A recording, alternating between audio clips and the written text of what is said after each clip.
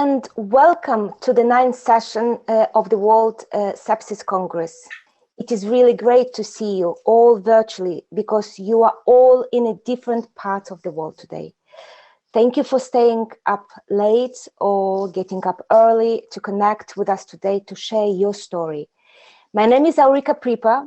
I live in Belgium. My commitment to joining the European Sepsis Alliance as a volunteer was sparked by a personal story. A few years ago, when my husband had a septic shock, that was caused by pneumonia and bacterial infection, leading to multiple organ failure, necessitating ECMO treatment and intubation. He survived, but this resulted in an amputation and 8 months in hospital. It was the first time when I, in my life, heard of sepsis.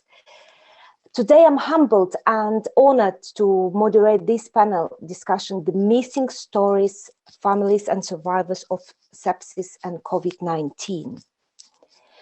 We have a distinguished panel and resilient and kind people of different backgrounds and ages whose life was impacted and deeply changed by surviving sepsis or COVID. They agreed to share their life stories, which give us a chance to understand what is really going on behind the scenes and behind these strong personalities. So, welcome to all you, my panelists. I'll introduce each of you separately just before your story. We'll hear their story first and then have a discussion round and questions from the audience. I encourage you to be short and of course in focus, and if you send a question, tell who this question is for. And that you can submit in the chat area. So with that introduction and without further ado, I would like to welcome Mick O'Dowd. Mick is a 47 years old, married with 2 children, mechanical engineering prior to sepsis. He lives in Sydney, Australia. Mick was fit and healthy until he contracted sepsis, but there were serious delays in spotting this.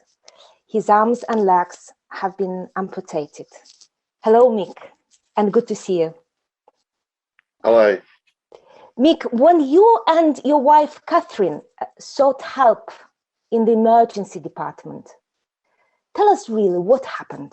Tell us your story, please. Hello, this is my story about sepsis. I started to feel very unwell coming up to Christmas 2018. On Christmas Day, I started to feel very sick with flu-like symptoms, with a very severe pain in my right glute muscle. The pain was quite bad, but it did not stop me from doing anything. I used to do a lot of cycling and I thought it was just an injury from cycling. However, on Christmas Day, I started to feel very unwell. That night, the pain increased so much that I asked my wife to take me to the emergency department. I arrived in the emergency department at about midnight.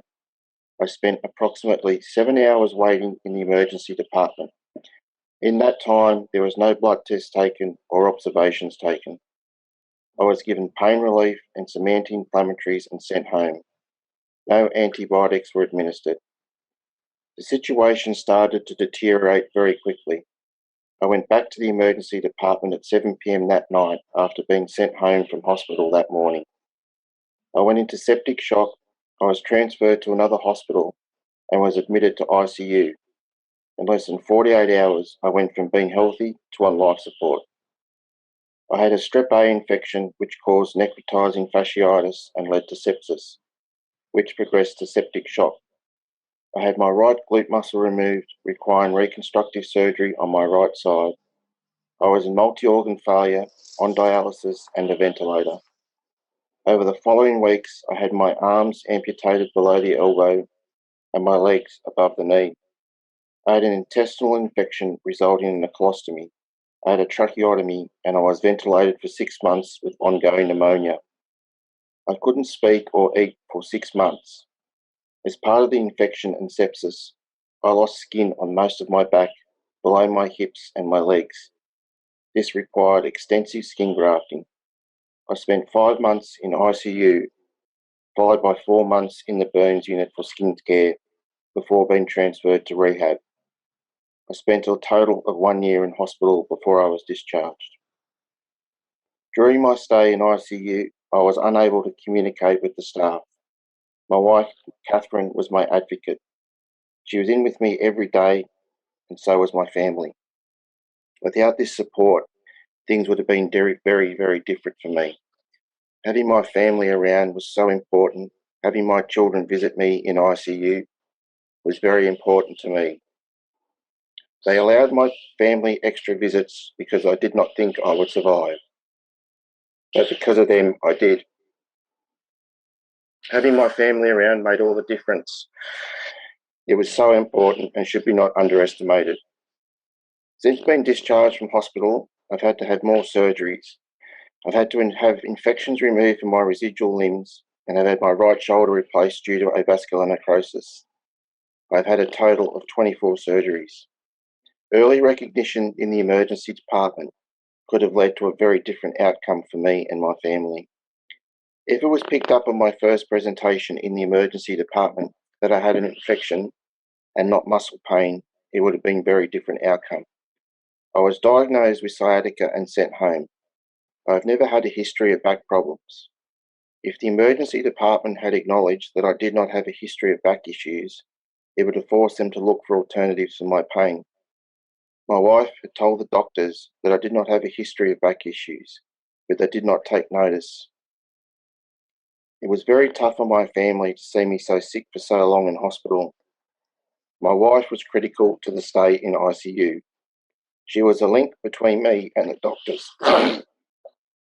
She would speak to the doctors as my advocate and involved herself in every decision to make sure of the best possible outcome for me.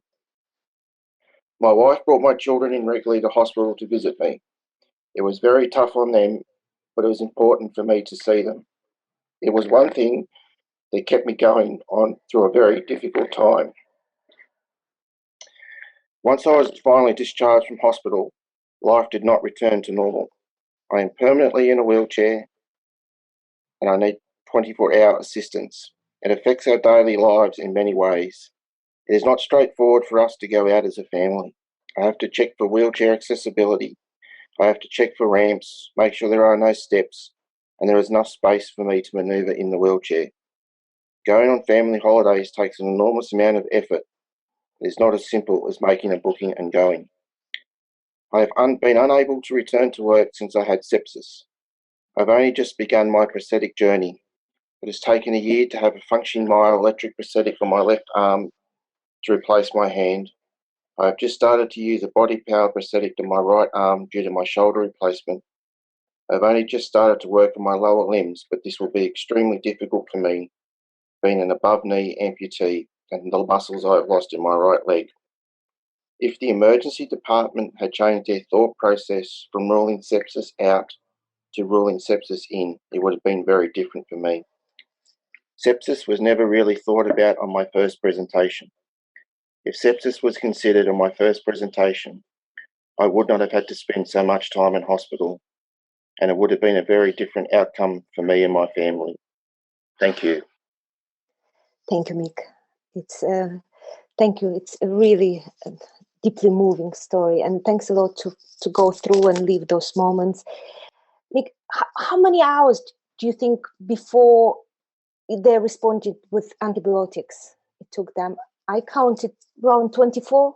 It was about 24 hours before, from my first presentation to the emergency till I got antibiotics was about 24 hours. So early recognition in the emergency department could have been a very different outcome for Mick and his family. So all he's asking is rule sepsis in before you rule it out. Thank you, Mick.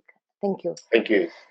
I would like to move on. It's going to be difficult, but given the time constraint we have and all the stories that is there to be shared with you, and would like to welcome Katy Grainger as our next speaker. Katy is married, lives in Seattle, has 2 beautiful daughters. She also partly lives in Hawaii. She was fit and healthy until sepsis happened in 2018. When she became ill then, she thought that it was just a flu, but was admitted into the hospital 2 days later with a life-threatening septic shock. Doctors saved her life, but were unable to save her lower legs and 7 of her fingertips. Katy joined the board of Sepsis Alliance in January 2020 and has been sharing her sepsis patient experience to enlighten others about this really horrible syndrome. Welcome, Katy, and thank you for staying up late today for us. Absolutely. Thank you so much. And Mick, thank you for that powerful story. Can you tell us, you and I and all of us know the golden rule of sepsis. If you are not going to spot it fast, get antibiotics, and you're going to end up either dead or amputated. So this is pretty shocking, but we have to tell you that. Yes. Before telling your story, can you please remind us what is this sepsis? And because the statistics are incredible. Thank you for that. Yes, I think it's really important. So sepsis is not an infection and it's not a disease. It is actually a syndrome, and it is always takes place in the presence of an infection. Any type of infection can cause it. A viral infection like COVID, or oftentimes a bacterial infection, fungus, or a parasite also can cause it.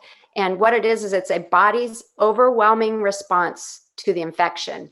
In other words, your body kind of short circuits and overreacts to that infection, causing inflammation body-wide, and then that inflammation causes damage to tissue. And that can include organ failure, damage to your extremities, as in my case and Mick's case, where we ended up losing body parts because of it. And it's a horrible syndrome. It affects up to 47 to 50 million people worldwide every year. 11 million people die from it. It has been determined that about 20% of the world's population dies from sepsis. 1 death every 2.8 seconds. And then, as Mick pointed out, and as you'll hear, I think, in a lot of our stories, the survivors go on to have lifelong consequences often from having sepsis. And I believe that's the same thing with COVID, with the people who have long COVID as well. Thank you, Katy. And I think this number is even possibly underestimated, because the data on incidence, and outcomes are often poorly captured in low and middle-income countries where access to care is difficult. Katy, thanks. Tell us, Katy, what happened to you? Thank you. And I just want to add to that, it also is in not lower income countries, because it is a syndrome. Oftentimes they'll attribute the deaths to the underlying cause, such as pneumonia, strep throat, kidney failure, things like that. They don't attribute it to the sepsis that actually caused the death. So that's something that we're working on globally, trying to change that. So to my story, as you said, 2.5 years ago, I nearly died from septic shock. And my story began with a small infection on my thumb. And it was just a little purple spot that was a raised bump, and it had an opening in it that had a little bit of fluid coming out of it. And I noticed it on my finger on a Friday evening. I had just been traveling to visit my children away at college, and I had come home to Hawaii. I had just flown on that long 6-hour flight, and I happened to notice this little thing on my finger. I don't even know how I got it. I don't know what the injury was, but I had this infection. And my husband at the time was on a fishing trip, so I was going to be home alone for the next week. So on the way home, I thought, you know what, this infection's kind of strange. It might be like a staph infection or something, which I've never had before. And I thought it might be kind of serious. So I'm just going to stop by a walk-in clinic on the way home. So I went to this clinic, and they determined that, yes, it did appear to be a staph infection just visually, but they took a culture to be sure, but it was going to be a couple of days before they got results back. So because my vital signs were strong, my blood pressure was fine, my temperature, my breathing rate, my heart rate, everything was fine. They went ahead and gave me antibiotics to an ointment to put on the infection. And then they told me that over the weekend, if it seemed to be getting worse or getting bigger, that I should start taking the oral antibiotics. And as I mentioned, I was home alone. So over that weekend, I don't have a lot of memories, but we've put together kind of what happened. So Friday night, I was very tired, and I just attributed that tiredness to traveling. And I didn't consider that it could possibly be because this infection was kind of starting to overwhelm my body. So I was sleeping quite a bit. On Saturday morning, I woke up and I decided it was time to take an antibiotic.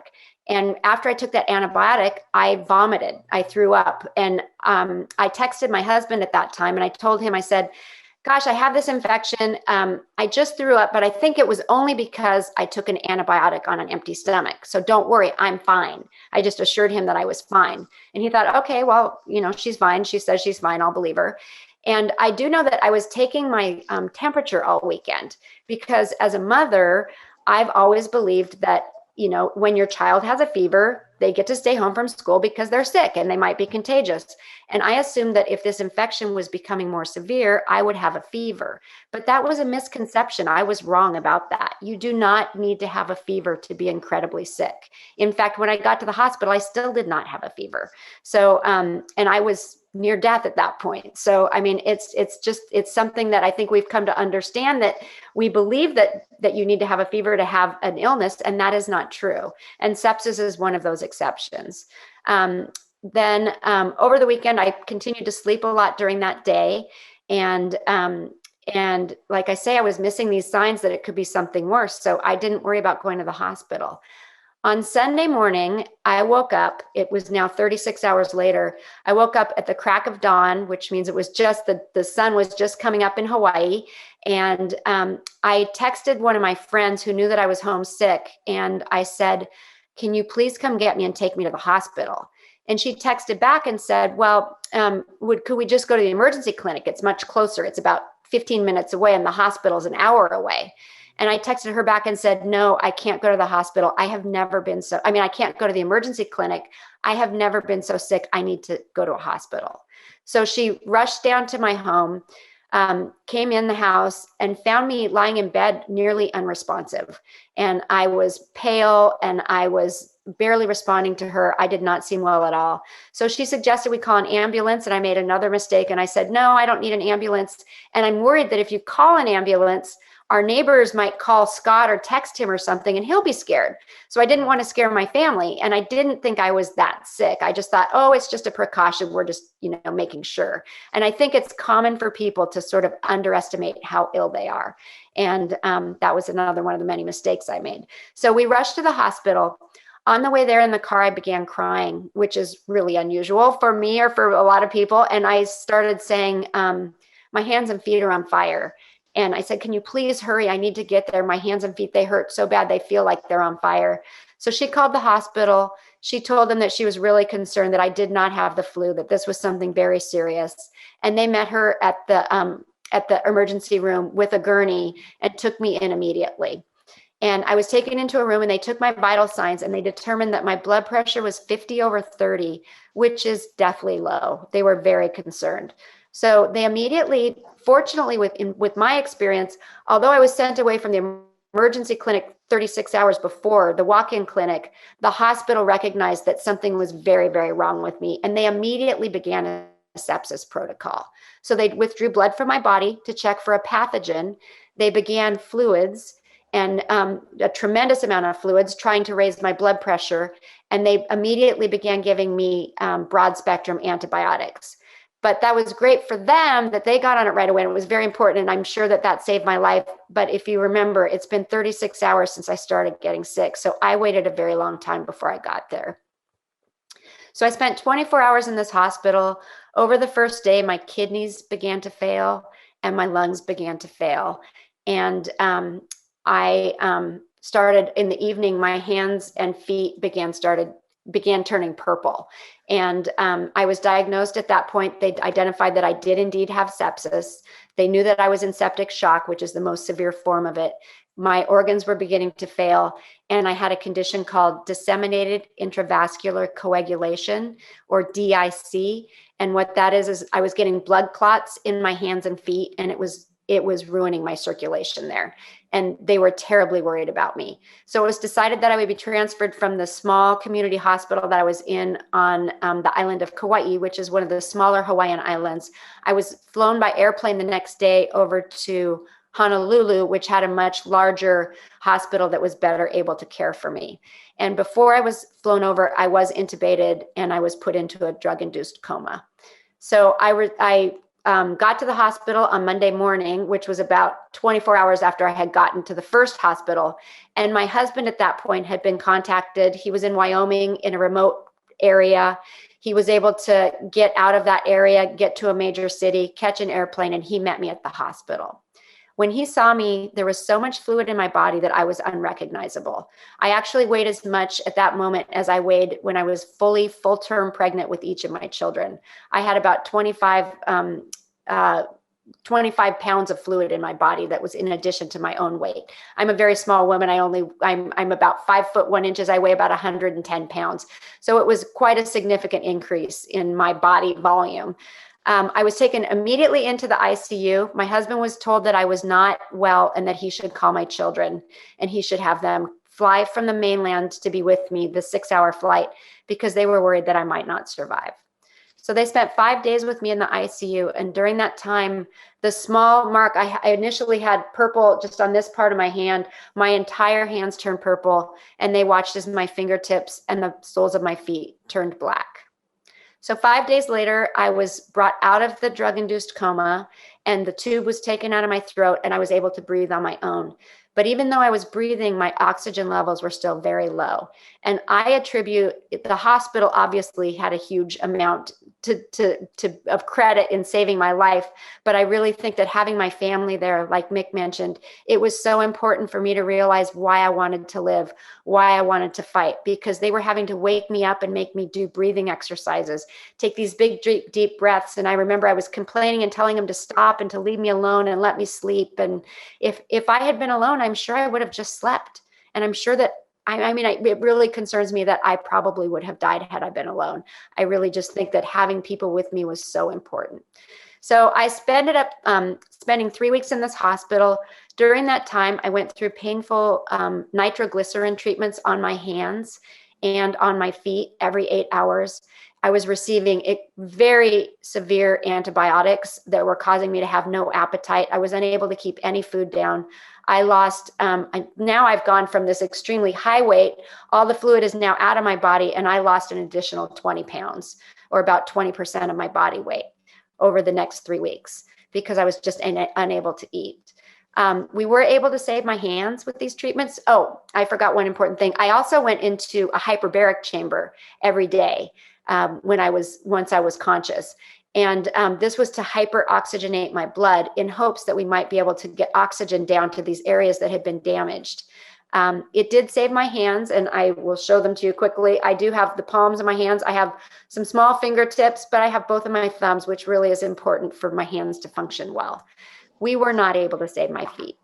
So once I was able to admit this, honestly, it took me almost 3 weeks for me to be able to say that I knew we couldn't save my feet.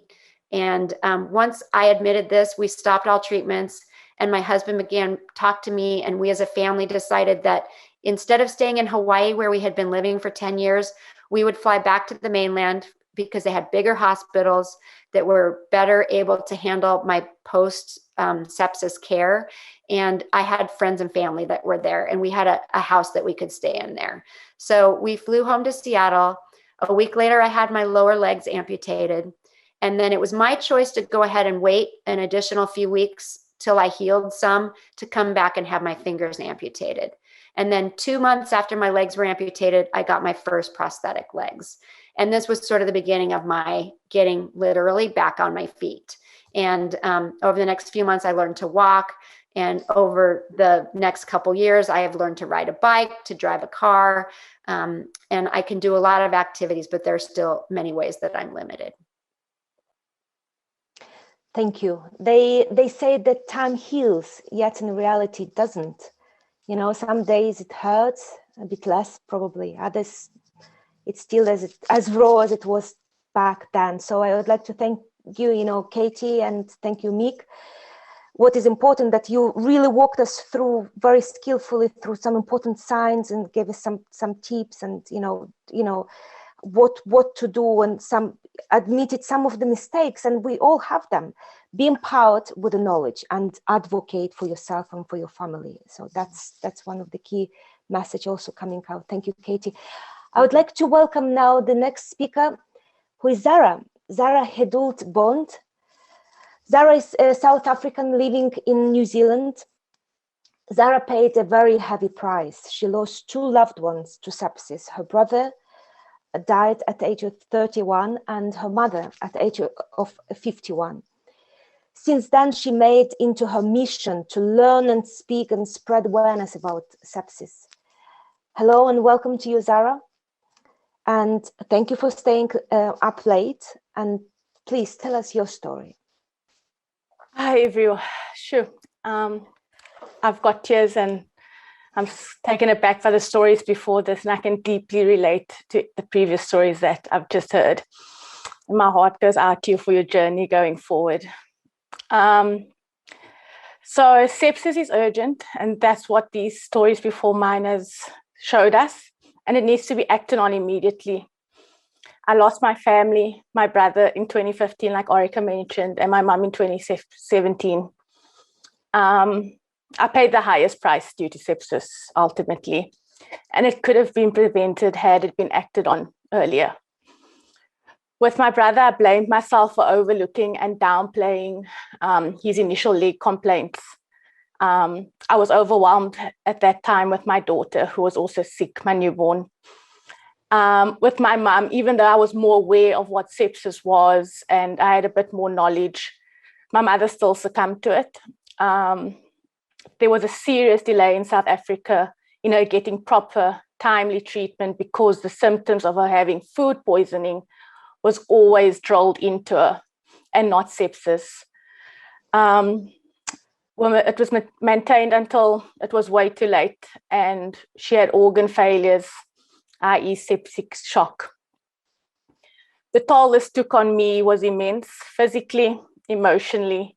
I've had to get help to get past these traumatic events. Because of my experiences, I am very determined to help share the awareness about sepsis, which I am doing since. I'm hoping to work with the New Zealand Sepsis Trust towards advancing that goal. I found healing as well in helping look after palliative care clients in New Zealand. I want people to know and talk about sepsis by its name, not by food or blood poisoning or an ulcer or natural causes or pneumonia, because sepsis is an emergency and death can be prevented by acting fast, both by patients, families, doctors, clinicians, in coordination. Sepsis should be identified as a separate contributor to disability and death, stating clearly sepsis as a cause of death as well, when this is the case, and not tuberculosis or pneumonia. This would allow its management and optimal treatment in the future. I know most of you attending the World Sepsis Congress today know about sepsis, but less so the general public. And therefore, it still needs to be put into the mainstream, like cancer or heart attack or pneumonia or COVID even. Now more so with COVID-19 pandemic. Sepsis should be known as it can become a pathway to death from COVID to pneumonia and ultimately sepsis. I want everyone beyond doctors and academics to know sepsis by its name. Sepsis needs to be mainstream. Thank you. Thank you, Zarah. Sepsis indeed needs to be called by its name, and because it's an emergency. And if you are down with symptoms, if you imagine yourself, say, Aurica is down, I need help. If you would go to the street and ask for help or say, I suspect she has sepsis, how many people will raise their eyebrow? And if you would say, I suspect she has a heart attack, everyone would start calling and acting very fast. So this is what we're aiming at. Thank you so much. Thank you. Our next speaker is Mohan Ramaswamy. Mohan is a COVID survivor, and the two speakers are the COVID survivors, and we're moving from sepsis to COVID, and then back to sepsis, and then back to COVID. Mohan lives in is it Chennai or Chennai? Okay. I live in Chennai, India. Yes. Chennai. Mohan lives in Chennai, India, and became ill with COVID back in October 2020. He was hospitalized for 14 days, and as a 70 years old diabetic, he was fearing that he could become a statistic. He will share his story, but also very curious observation as the journalist lying there in ICU. Actually, he went for the first time in his life to an ICU.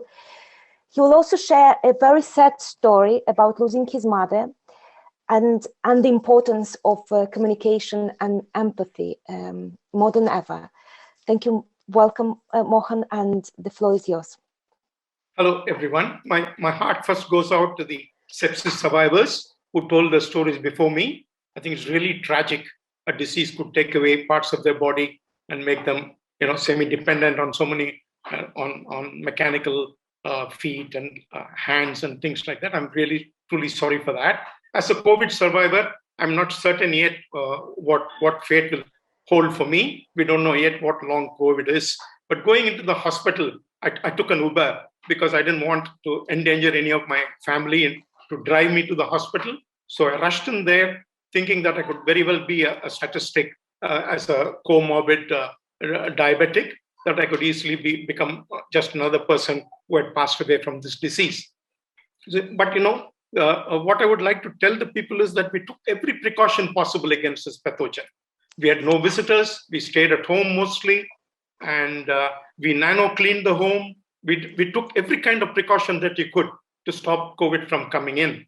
But somehow that pathogen had crept in home. My sister and my brother-in-law, who lived probably 100 meters away, they were the first to fall ill.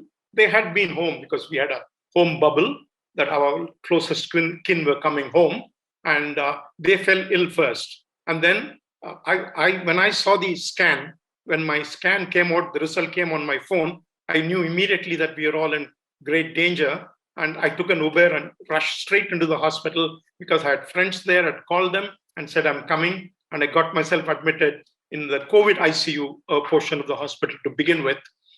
But, I was probably lucky that I fell ill in end of October, by when doctors knew a lot about this disease. Having dealt with it for almost 10, 11 months, they knew a lot about COVID. And there were standard protocols like remdesivir and dexamethasone, and an anticoagulant treatment that was already in store. And the doctors also knew when the great danger would come. They could predict that the desaturation could occur on the 5th or 7th day. So they were probably more aware and looking out for this. All the health workers around me were looking out for those signs. And when my oxygen levels started going down, that's when we had a really a crisis point. But I must tell you, I go a little further in my story to say that my mother was living with me. She also fell ill from COVID, and she was also admitted to the same hospital. And she was in the COVID ICU while I had been transported into the main ICU. But although my family and I were in constant touch with everyone, nobody had told me. They probably didn't want to inform me because, the obvious threat to a person already ill and in hospital, that would probably scare me. So I wasn't informed. The doctors didn't tell me. And I had no idea my mother was ill until somebody who called me dropped a hint that he asked me specifically about my mother. Then I knew something was up. So maybe I was just thinking that if I was mentally strong enough, and I would like to think I'm a mentally strong person, I should have been told that my mother is also ill, because she's 91 years old and her chances of survival were always less. And the moment I left hospital and came home, within a day, my mother had died. Being 91, she couldn't take the treatment. She was completely oxygen dependent. And under doctor's advice, I couldn't even go and do the last rites, which in my kind of religion, it's almost like it's a very painful experience not to be able to attend your mother's funeral, nor do the last rites. In fact, I offered to go in a PPE and do the last rites and be there, but the doctor said no. I would be endangering society, plus I would probably be spooking the people around by going around in a PPE to the burial place or the cemetery. So I didn't go there. And the other point I would like to make now it's about a question of ethics. The day desaturation hit me and my oxygen levels were going down, I had told my family that I didn't want to be intubated.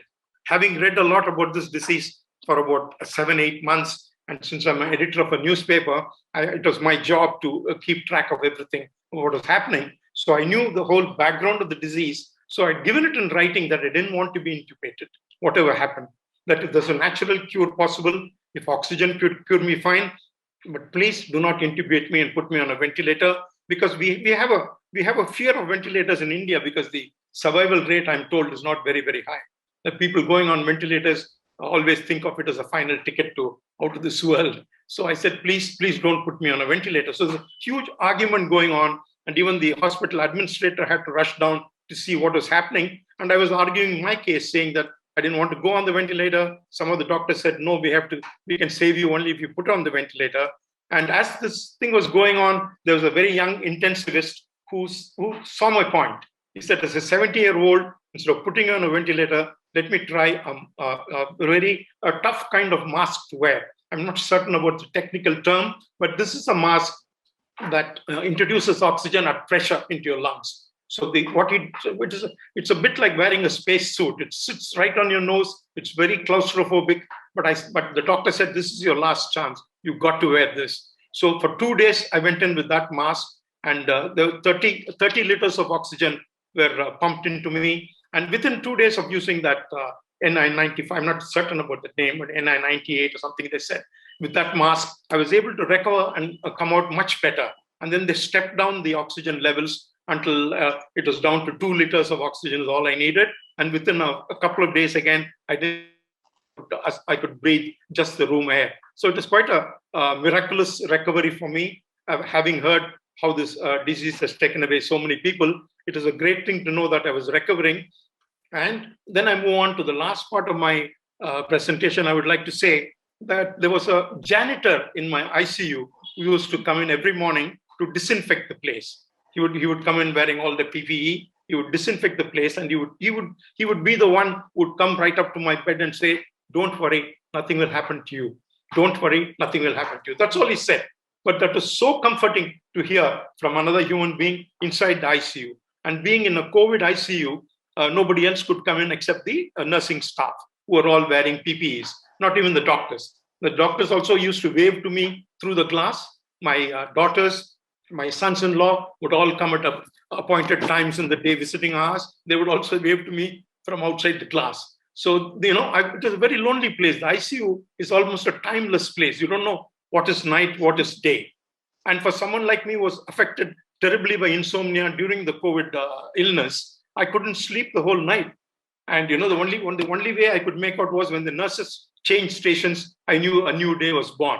This almost illogical desire to have a coffee as soon as the day is born used to keep me awake. But luckily for me, I had taken my cell phone along with me inside the ICU. I don't know if that is allowed. It's up to doctors to say that. And I was able to follow some podcasts, even see a movie, see some cricket matches, keep myself somewhat entertained, even as I couldn't sleep. So that was very helpful. So I said, beyond family who were absolutely supportive, I also needed a device to keep my mind awake. So, taking a cell phone in seemed a kind of solution, a technological solution. So maybe should the doctors allow this? Should hospitals allow an ICU patient to be able to even take a small television set inside, or something like that? And the other thing that I wanted to say was, would it be better? Would I be able to communicate to my doctors? I mean, they would tell me, they would tell exactly what situation I was in to my family, and they would text me. They would send me messages saying, this is what it is, this is what the doctors are saying. But I think it would be far more reassuring if the doctors, some of the best of them in the city were treating me, that they couldn't speak to me and tell me at what point I was in the disease, nor could they tell me what is the prognosis, what is the diagnosis, what is the expected time of stay in the ICU, etc. So I'm thinking that maybe there should be a two-way communication, even maybe a speaker phone or a speaker inside the ICU, so that people could come and talk to you instead of just waving to you from the glass. Would they be able to come in and have a form of open communication? Is that allowed? I mean, this is up to doctors to decide and the hospitals to decide, because, people I know, like Mick has spent a year in ICU. He must be the loneliest thing in the world. Really, really amazing that someone could come through that. But to live in an ICU without any contact with the world is a tough thing. And maybe medical science should be able to find some way in which they can communicate to their patients, tell them what is their illness like, and what is the prognosis, and etc. I think this would be far better. And having made such technological advances, it should be pretty simple in a way for doctors to communicate more with their patients and help everyone, keep them informed of where they are. So that really is my story. Thank you, Mohan. Thank you so much. In COVID-19, the role of families really has largely gone. The relatives aren't around in the intensive care unit to mentally support or, fill in the gaps for them, so while they recover. But this is, even when they are passing, during their passing, the family is not there. So this is really tough. So bringing back humanity, humility, communication, transparent, empathetic is important. Thank you. And I like it. One word: don't worry, you will be fine. That just saves you. Just one single word. Thank you for sharing that. I would like now to move on and welcome Sohaib Muhammad. Sohaib is also a COVID survivor. He lives in Karachi, Pakistan. Is a qualified professional in critical care. Works in ICU at Aga Khan University Hospital of Karachi. He is actively involved in both Global Sepsis Alliance and the Sepsis Alliance of Pakistan. With the COVID patient in ICU, he was extremely careful in the hospital, but he let his guard down when he went to visit friends and family on one of his days off. Contracted COVID, was never hospitalized, but was quarantined at his home. He'll share his story, that it was actually very hard to be a patient instead of an ICU doctor, when he knew so much about COVID and about the treatment and different possible outcomes. So that kept him a little bit agitated. And he will also say what he did when he was back as a doctor, back to ICU life, and the little changes he made at ICU. So a very welcome to you, and the floor is yours. Thank you, Aurica, very much for the nice introduction. As Aurica told, that I am a critical care physician. Hearing the stories of my panelist participants, it's very heartening. I can clearly understand because day and night I am working in ICU. Before COVID, I was looking after the surgical ICU and medical ICU, and now I'm solely working in a COVID ICU. I clearly understand the pain, the misery the family goes through, and the patients itself. There are little things which can be done to improve the outcome of the patients. So hats up to Mick, the story which inspired me, and the Katy as well. The DIC, the simple, small infection on a hand leading to some life-threatening sepsis and septic shock. So to begin with, I was the first consultant in my hospital who started services in COVID ICU way back in March 2020. As it was the first wave in our hospital and in Pakistan as well, so we were very much aware of the SOPs. So I followed all the SOPs of the hospital and remained safe till November 2020. During that period, I have almost done around 30 to 35 intubations, because in our hospital there was a particular team who was involved in the airway management of the COVID ICU, COVID patients in the ward, floor, or emergency department. And I was also almost done we do a week system here in our ICU, so I have done almost in that period of time around 8 to 10 weeks in a COVID ICU. So I have seen fairly a large number of patients with the active COVID disease in my ICU as well on the floor as well for the intubation for the emergency services. Then I took an off because my hometown is in another province of the Pakistan, that is Punjab. Mohan knows the Punjab, so I went there to see my family because my parents and my children are there. So my wife is also a doctor, so she also got an off, and we went to our hometown. And there I remained there for a week and enjoy my vacations there. On the last day, on coming back to my home again to my Karachi, I had a small gathering with my friend for a dinner, and they were also also doctors. So we went to dine out. As at that time there was not a very high much peak of the disease as well, and the government has lowered down its restrictions for an open out dining purposes. So I had a dinner, and then I left for Karachi. After reaching Karachi for 2 days, then I started to have the symptoms. I came to my hospital. I was not feeling well, so I told my authorities that I am not feeling well. I am going back to home, and then I went back to home, and thinking of that, I must be suffering some upper respiratory tract infection like symptoms. It's not COVID. I was totally in a denial phase. I just received a call from a friend who was out with me in a dinner. He told me that he is also suffering fever, and he is also having symptoms of like upper respiratory. Then it started coming to my mind that I might be suffering from COVID. I made up a mind for almost 4 to 6 hours got myself tested, and I also convinced my friend as well to get tested, and the other fruit friends which were involved in our dine out, they were all asymptomatic.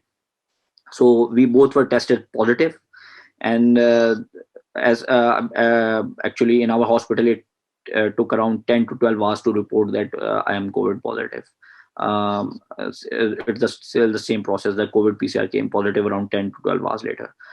So that was a big flash of light in my mind that I am suffering from the COVID. I was seeing the patients in the ICU, in the ward, on the floor as well, and now I'm suffering from the same disease. The other thing was that my wife all the way traveled with me from Punjab to Karachi. It took around 10 to 12 hours. So I was thinking that she might be a victim of this disease as well. So she also got tested, and God forbid he came out to be negative. I got myself quarantined in my home. We were both, me and my wife was alone in my home and apartment. I suffered, the first initial 5 days were very bad. I suffered from high grade fever, myalgias, loss of appetite, smell. I arranged home oxygen as well. I bought a pulse oximeter as well, because in my mind, every day in the morning, I was thinking of the worst complication of the COVID, which I have seen, like in a patient with respiratory failure, stroke, mortalities in the ICU, and the COVID have behave in a very different manner. Some people not suffering from diabetes, but the serum sugar went into 400. So I got my test. All the tests is done. Some of my colleagues were ringing me and telling me that don't be worry, all things will get well. But in my mind, it was so much information in my mind. I always start digging up. As you all know, you give a presentation on a COVID complications right today, it will change in a 24 hours, because the data is so much coming from every part of the world. The people are trying different disease treatment options. So in the morning, every hourly I was checking my saturations, my fever, and I was always on my mind digging the new literature about that. And I was not treating myself, because I called one of my infectious disease consultant to please look after me. I cannot make a decision for myself. It's very difficult for me to decide whether to start anticoagulant or not start anticoagulant, because in COVID, I have seen my resident, neurosurgery resident, went into just 25 years old a man. He developed stroke after COVID, and he developed stroke after COVID he was fully recovered from the COVID after hospital discharge to 3 to 4 days. He never went into respiratory failure. He never had a high grade fever, but he went into complication of stroke. So my wife always being there to support me. He always trying to be that things will get better. He will try to divert my mind as well, because she cannot come into my definitely in my room, but he always She always calling me on my mobile phone, talking from the other side of the door. Don't be worried. Everything will be fine. Everyone is praying for you. But being a doctor and being a patient, it's quite a different story. It was the quarantine was also so depressing, because you know that I was seeing the COVID patients. It's a busy routine schedule in my hospital for me. It's from 8 a.m. to 5 p.m. Seeing multiple, giving the anesthesia to multiple patients, doing the ICU rounds, doing the patient discussions. And now I was sitting lonely in my room, no one other, and just searching the database for any new treatment for COVID. If God forbid, if this happens, I will start this. If this happens, start this. So I remained quarantined for 10 days. Then my symptoms started to disappear. So as WHO advised, I never got tested again. I got myself, the quarantine was DC, but it almost took around 2 weeks to get myself the energy back. After the COVID was over, the mind was full of questions. What happened next? What will be either I will be again on the same track which was I was already doing, or God forbid, I got some other complications. I got myself tested twice the inflammatory markers. Mohan will know that the inflammatory markers they're doing, and I was also arrange a home nursing as well for the backup of that. Mohan said that the BiPAP, the mask he wears, that is called the BiPAP machine. That is very, I clearly understand. The high pressure air which is coming to the patient, and it is very uncomfortable to breathe in that. But God forbid, it was all over after almost around 2 weeks time that I was back to my ICU, to my patients. But as Aurica told me, that after I suffered from COVID, there was more empathy from me to my patients, because as I have suffered from this disease, so I now, after that, I clearly recognize what the family thinks, what the patient thinks. The first thing I made realize to my hospital colleagues and my ICU doctors colleagues, so that we have to arrange something that the family attendants can meet, or they can communicate with our patients as well. So after a couple of meetings with the hospital administration, our CMO and CEO was kind enough to arrange high-def cameras, and that cameras can be zoom in, zoom out, and the family can talk to the patient as well. They can talk anytime, because our nursing staff make arrangement for that, and so that it can be helpful. The other thing I realized that Mohan can clearly understand, in our part of the world, people want to be with their loved ones at the time of terminally ill. So they want to say the goodbye or anything like that. They want to pray for them. So for that, I also talked to the administration, and after a fight, after fighting with them for that we have to make some arrangement as well for that. So now our hospital have also arranged that if the patient is terminally ill, and we have counseled the patient that this patient has not fairly a bit of chance of survival, so one of the family members can put an PPE, complete, sign a consent, and then he can or she can walk into the ICU to meet their loved ones. So it makes an impact. They started to feel that they are in touch with their family. The family is also giving the care, because I think so that by engaging the family in the patient management, they feel that they are a part of doctor's team who are looking after that. They can do a couple of things. Just Mohan say that it was very it was one person coming into ICU and saying that you will get better, and don't worry, you will get better. This is the thing. I have also started to regularly visit my patients in the isolation room as well. Before that, Mohan was right. People were very afraid to going into the COVID unit to see their patients. So they actually see the patient on cameras in the glass windows, and then they do not meet the attendants. They only ring them and told them this is the problem. So I have tried to bring some culture change in our COVID ICU, with the installed cameras, with more interaction with the patient, and if patient is terminally ill, so allow some of the attendants to visit personally with the PPAs. This is really great and really makes an impact, because it makes an impact for the better recovery, but also builds trust. You build trust with the patient. Thank you so much for sharing that, Sohaib. I think we're a little bit slightly behind the schedule, but we still want to go through the stories. And I would like to now invite Annette. The last two people, in fact, they didn't go into the hospitals. But nonetheless had COVID and sepsis, and they will tell you what it meant for their lives. Annette is from Germany.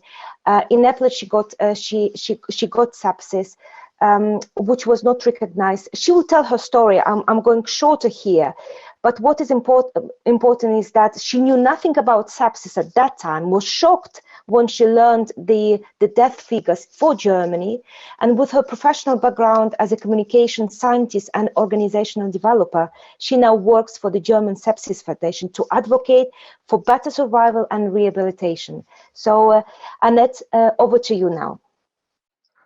Thank you very much, Aurica, and thank you for all of you sharing your stories. Like Katy, I had my sepsis in 2018, and like Katy, I had an injury on my right hand, on my right thumb, which was hit by a rose thorn while gardening. This was on a Tuesday. The injury was painful, and after 2 days, I could only move the thumb with pain. But I did not go to the doctor, but took ibuprofen. On Saturday, I felt worse and worse and became very weak and stopped eating. I thought it was that when I couldn't even imagine getting up and picking up our older son at a birthday party by car, only 10 minutes away. And I didn't. I stayed on the sofa. That night, from Saturday to Sunday, I was scared as never before in my life and had an unusually clear perception. I felt a knot come loose on my thumb and move along my elbow. At the level of the elbow, it disintegrated. I was terribly afraid, felt very unclear, like hypnotized, but neither myself nor my husband had the idea to call an ambulance. Sunday morning at 6 o'clock, I went to the nearest hospital. I walked to the nearest hospital. There was no real wound on my thumb anymore. I described my symptoms, which I had over the past 6 days, clearly to the doctor, who dismissed or almost ignored them. You don't have anything serious. Go back home, rest and keep taking ibuprofen, he said. I went back home, felt extremely unwell. There was this huge fainting inside of me. I felt and I knew the doctor was wrong. But what else could I do? I took ibuprofen and I tried to have a nice day with my boys and my husband. My boys were 3 and 8 at the time.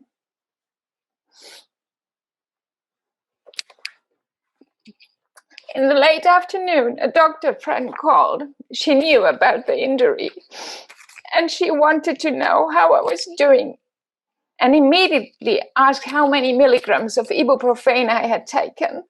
1,500 milligrams in the last 24 hours, as much or more than ever before in my life, giving birth to 2 children. She spoke briefly with her husband, who was doing his specialist training in emergency and intensive care medicine at the time. And he immediately sent me back to the same hospital and told me to stop taking ibuprofen. And reassured by this advice, wearing a winter jacket in spring, deadly pale and weak, I went back to the same emergency and could finally convince the doctor to take at least a blood test. My temperature was high, which was helpful. The blood test visibly showed a very strong inflammation in my body. The whole right side of my body was already swollen at the time. It felt as if the 2 halves of my body had separated.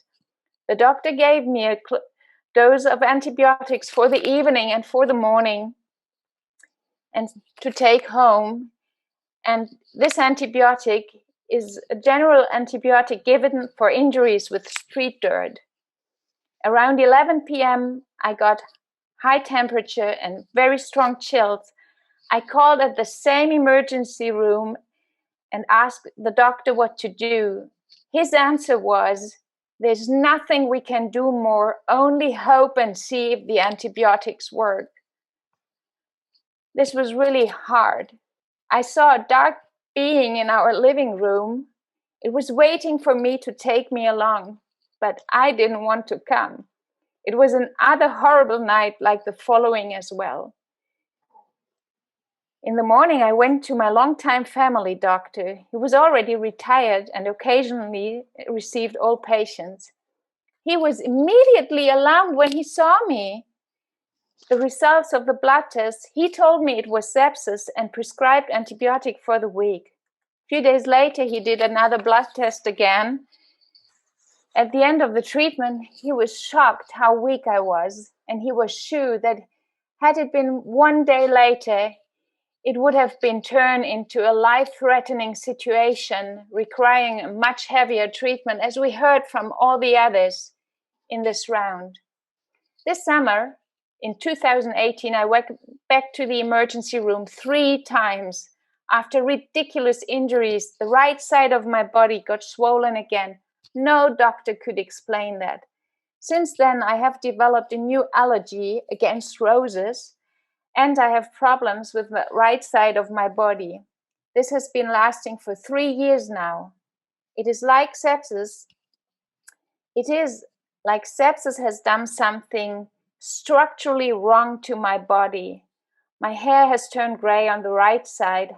I need a lot of exercise. Osteopathic treatments have helped me to reconnect the 2 sides of my body. Nevertheless, the right side remains very, very sensitive. And what is really important to me is that all doctors I was in contact with lacked up-to-date knowledge about sepsis and its possible consequences in the emergency room and in the general practitioners area. They have to be trained with the latest knowledge about sepsis and picking up the symptoms much earlier. From what I know today, I was at the tipping point of a very slowly progressing sepsis and was very, very fortunate that my friend called me, asked in detail, and drew the right conclusions. There's no reason to die or lose limbs if symptoms can be recognized much earlier, blood tests can be taken, and antibiotics prescribed and administered timely. All these can save lives. And I think that empathic communication is the key. Once trained about sepsis, nurses and doctors need to help patients to find out on which pathway to sepsis they are, how advanced they already are, by asking questions, listening actively, not downplaying symptoms, drawing the right conclusions and decisions very fast. So this is elementary and can help spotting and treating symptoms at the earliest possible point without delaying the process, which often leads to the ICU, as we just listened. So the consequences of sepsis is either death or very hard and heavy personal and family impact. So thank you, Annette. Thank you. There is no reason to die or lose limbs if symptoms can be recognized easily. Blood tests can be taken, antibiotics prescribed or administered. There is no reason to die. Thank you. I have nothing else to add. With that, I would like to move to our last speaker. Many of the patients are living with long COVID or post-sepsis syndrome. Sometimes it feels like as if the entire community or healthcare system or employees have forgotten about them. Long COVID recovery or post-sepsis syndromes are often dismissed or misunderstood. So that's how now I would like to invite and move to our last speaker. Last but not least is Elisa Perego. Elisa is an honorary research associate at University College of London.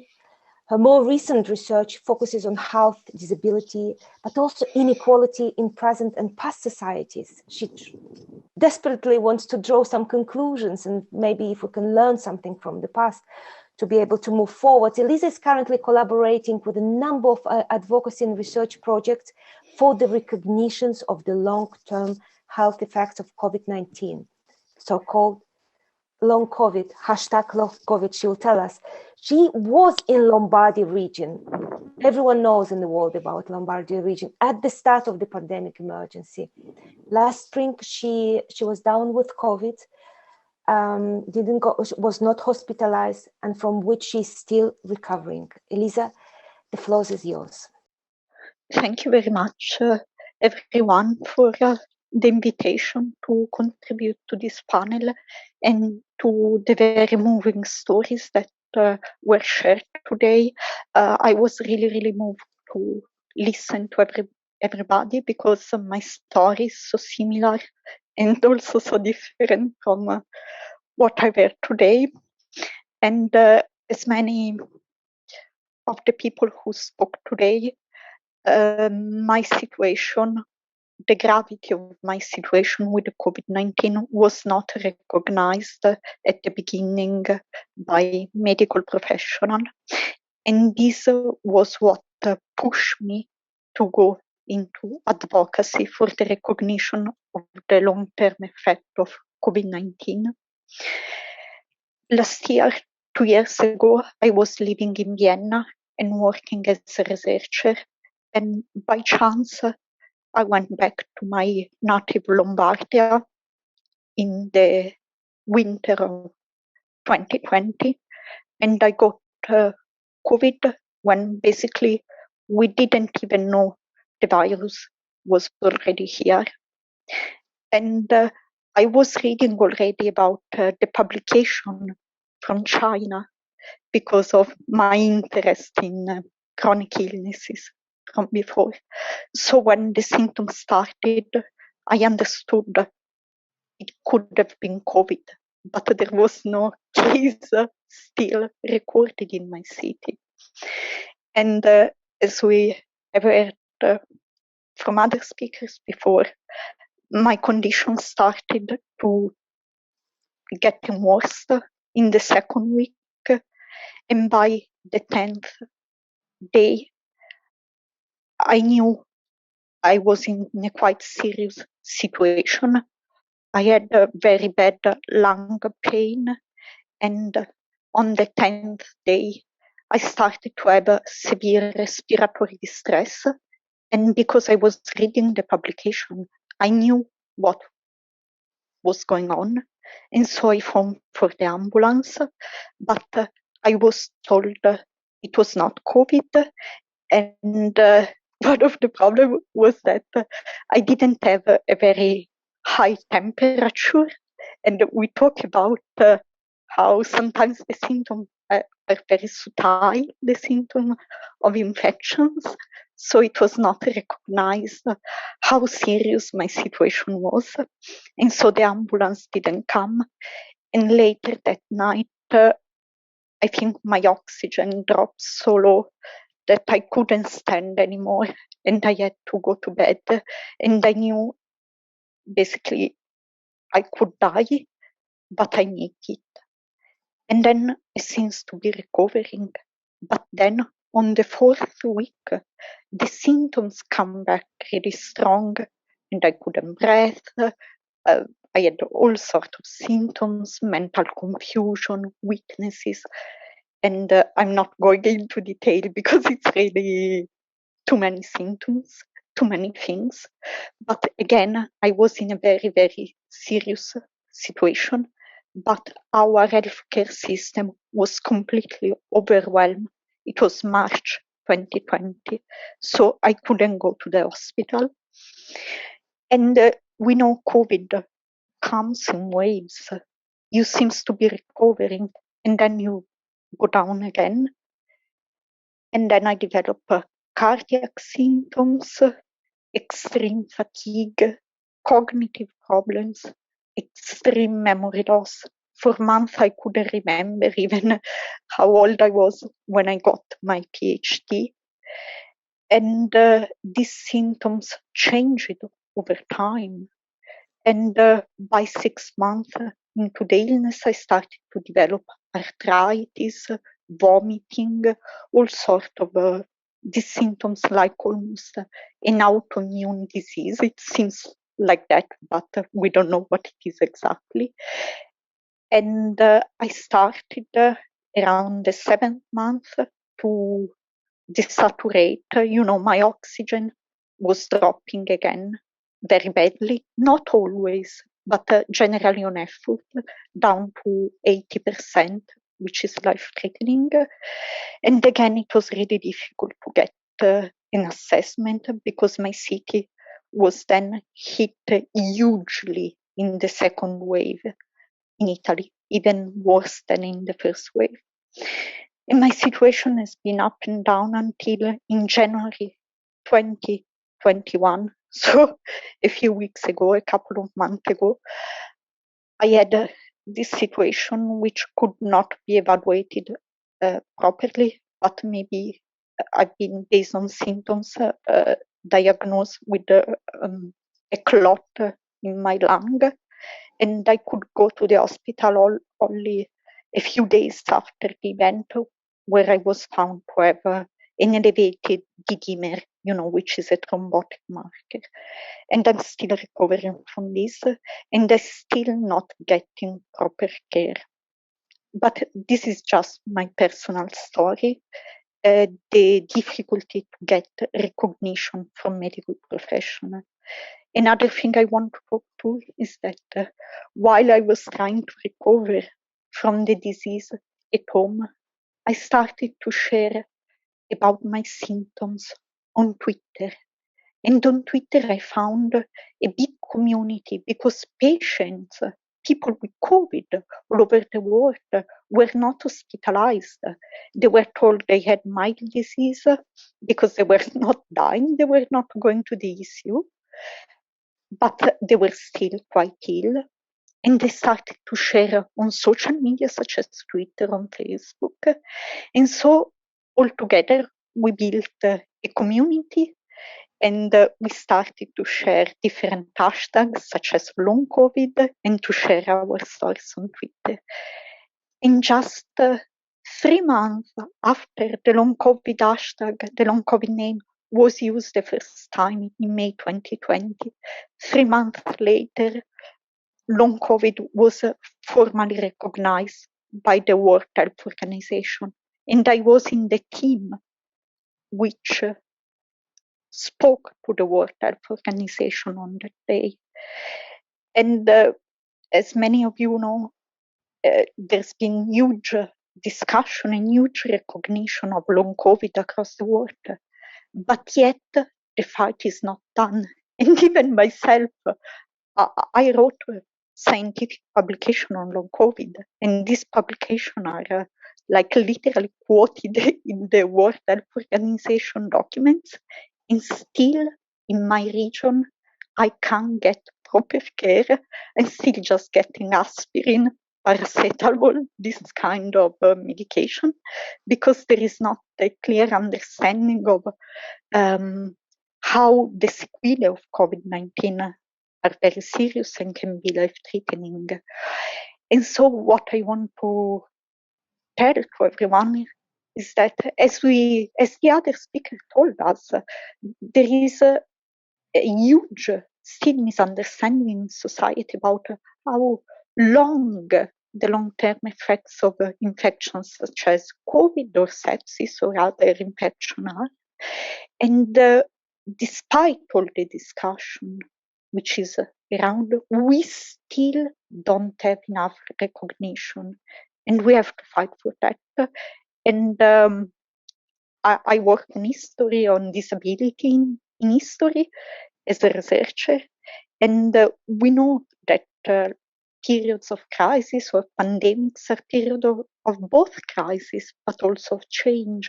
And I think with all this long COVID movement, all this discussion about the long-term effect of infections, here we have an opportunity also through media, the World Health Organization, to draw attention on how serious these pathologies and these chronic illnesses are.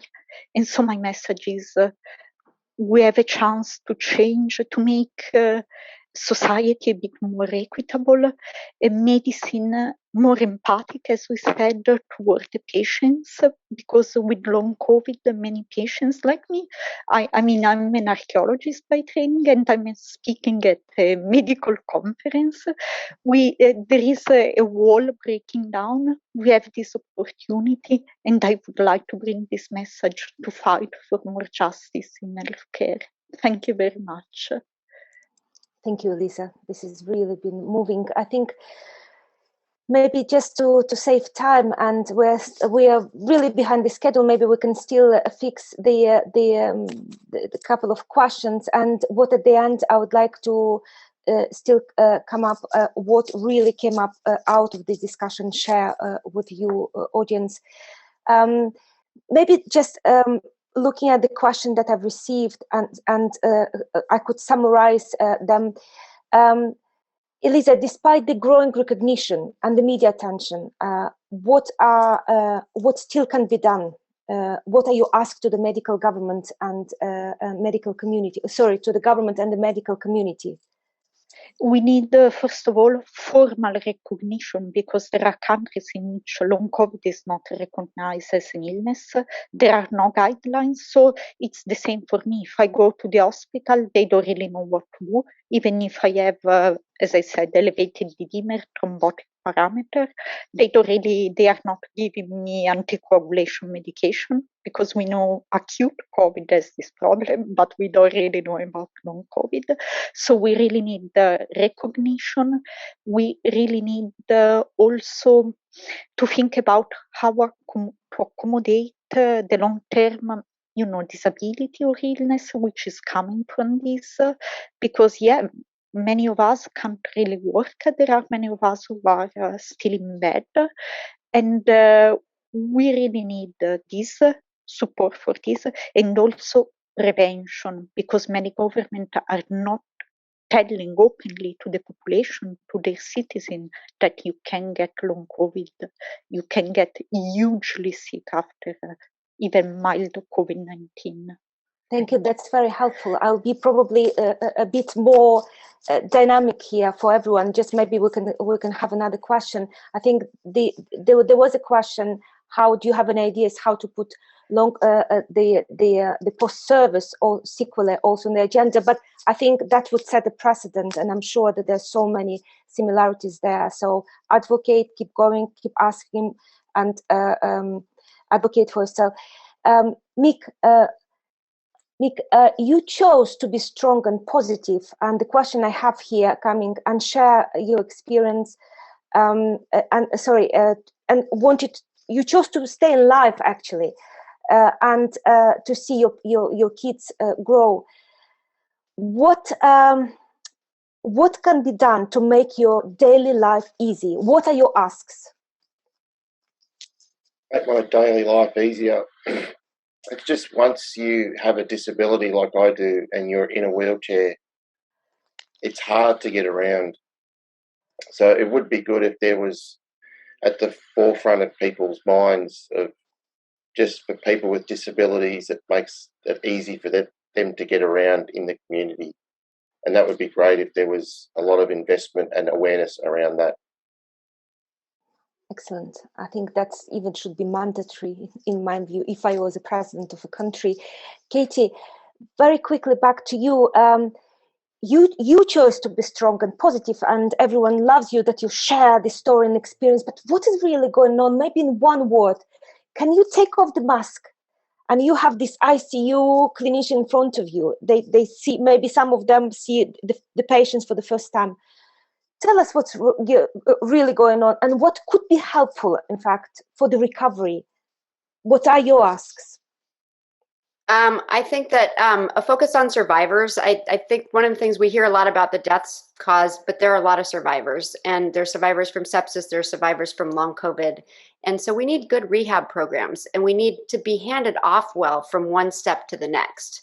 And even though I was in one of the top rehab programs in the country, there were still things that were a little bit flawed about the system. For instance, asking me while I was sitting in a wheelchair after I had just lost my legs, trying to determine what my what my ability to be rehabilitated was. There's a rating that they give you. It's called a K rating.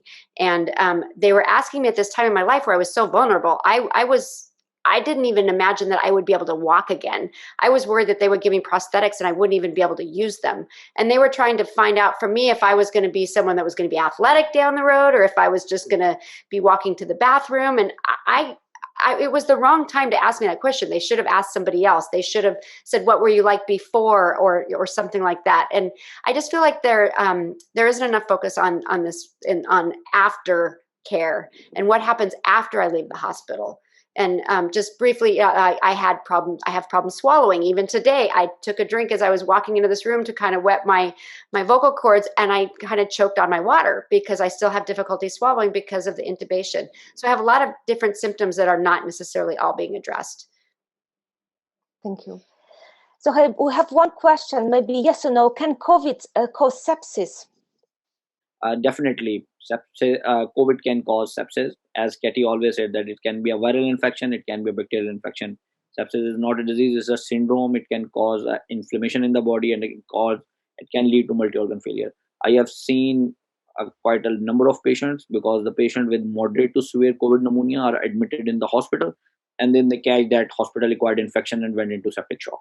Initially, they were with a single organ failure, like only the respiratory system was involved, and then later on, that the superadded bacterial infection from the hospital, or the devices which we used for them, like these BiPAPs and the other vascular devices, can cause sepsis, and it can be devastating to a patient with the COVID.